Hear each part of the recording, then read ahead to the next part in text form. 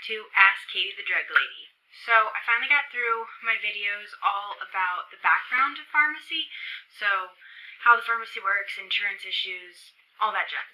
Now I want to start talking about self-care, because anytime that you can, keep from paying a doctor, always a good thing, right?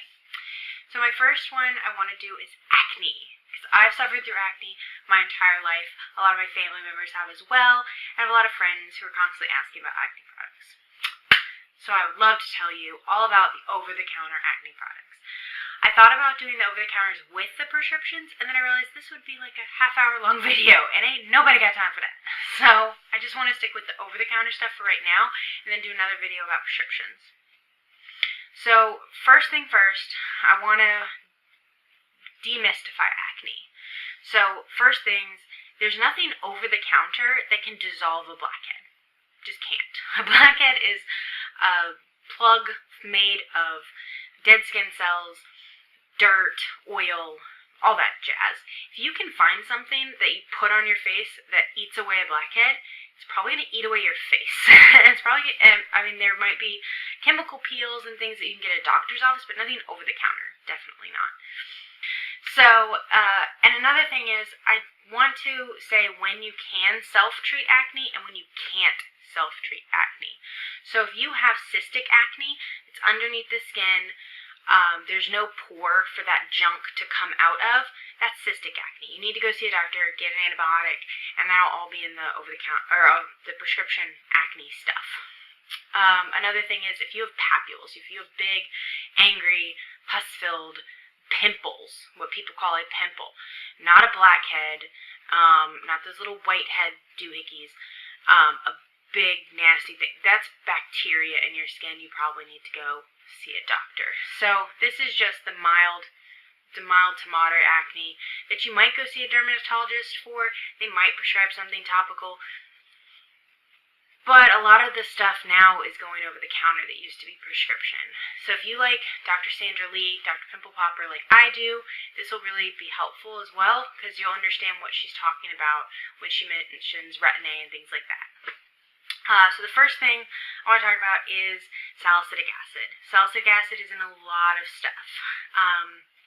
That's another reason why we don't really say brand names. Like if you come into my pharmacy and you say, oh, I use Neutrogena and Clearasil, and I have no idea what's in that stuff. Because there's 800 Clearasil products and Clean and Clear and all that stuff, and I don't know what actual active ingredient that you're talking about. So please, just turn that bottle around. Turn it around, okay?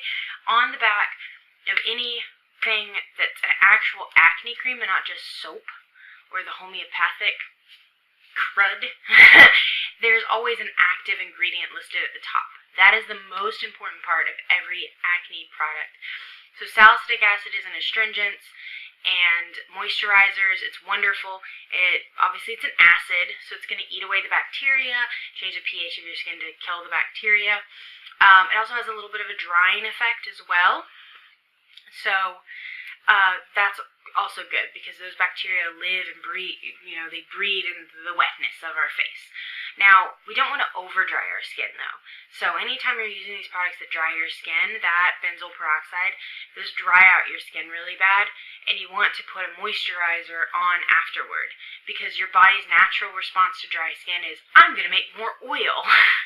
So to keep down your natural oil, you want to re-moisturize, and I'll go through moisturizers at the end.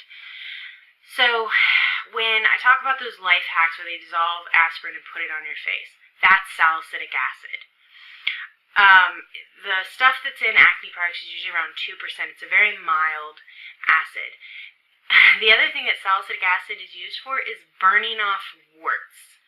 So I would not suggest just putting this concentrated acid that you have no idea what percentage that is on your skin. You're going to burn your skin off. It's just not smart. Don't do that. Just get some salicylic acid over the counter in the acne section. That's probably the oldest product. It's really good. You can use it in combination with a benzoyl peroxide wash. So benzoyl peroxide was actually prescription still. At least the higher percentages were prescription when I started in pharmacy, and then it went over the counter, and everybody, like the peasants, rejoiced. Everybody was so happy that this went over the counter. Panoxyl is the brand that came out with it. They have a 4% and a 10%. So if you're not used to putting all this harsh stuff on your face, the 4% is probably better. 10% is for people like me who put everything on their face and nothing bothers them anymore. 10% is really good.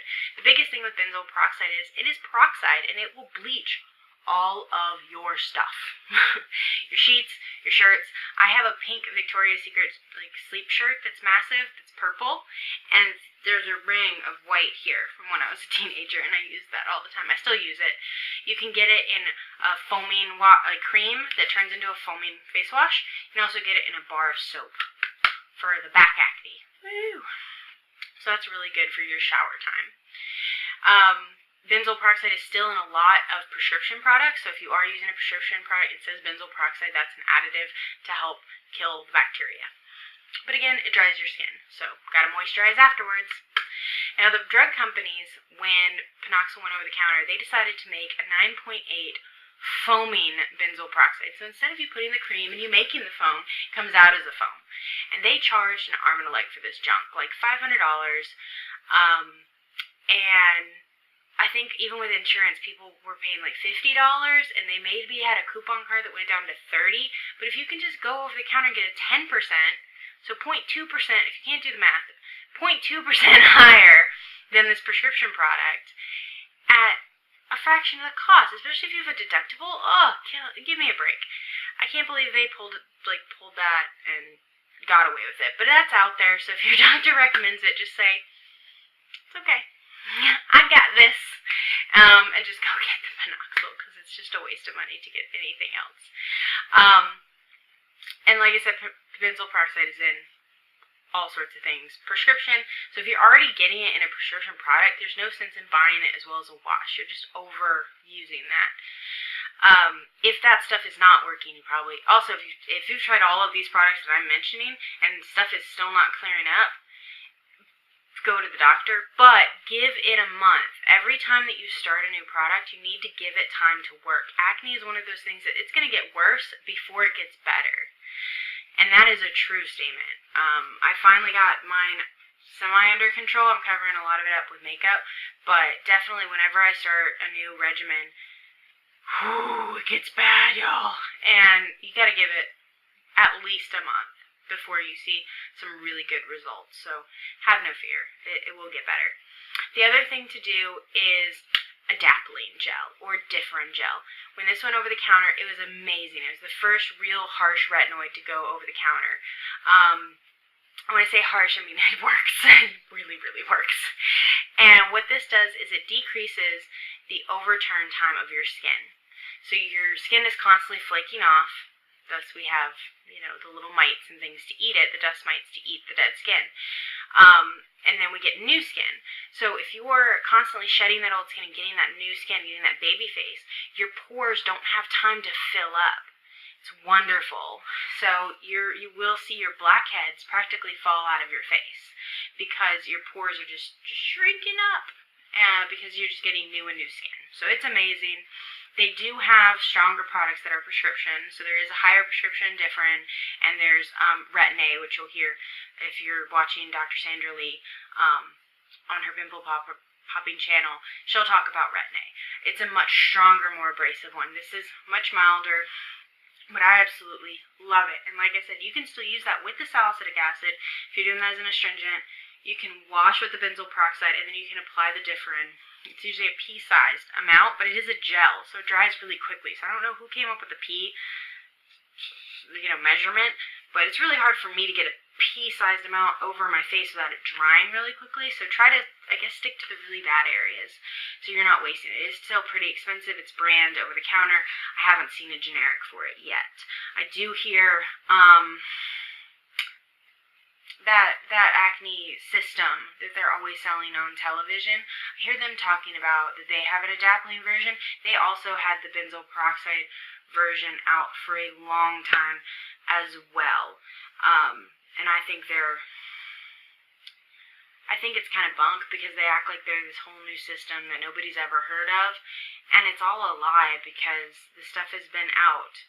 I know I bought it back in the day, and it's way more expensive because you had to order it off the television and get the shipping and handling, and then when it came, I was like, this is the stuff that I've been using. Like, I don't need any of this stuff. So, if you see those advertisements on TV and stuff, do your homework, Google it, figure out what exactly is in it, and you'll probably realize that you already have it in your cabinet.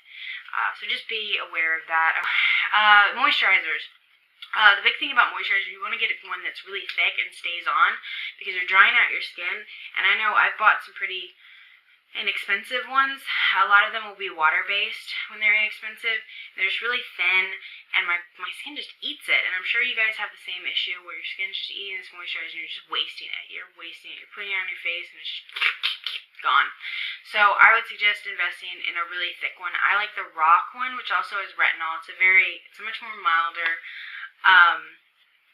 retinoid, so it also will help that overturn, and it's a great, that's why it's called a wrinkle reducer. So all these retinoids, in the same vein of your pore doesn't have time to fill up, your wrinkles don't have time either, because you're getting new skin and new skin and new skin, so you might have a baby face, you know, so there's the upside to acne for those of you guys that are out there.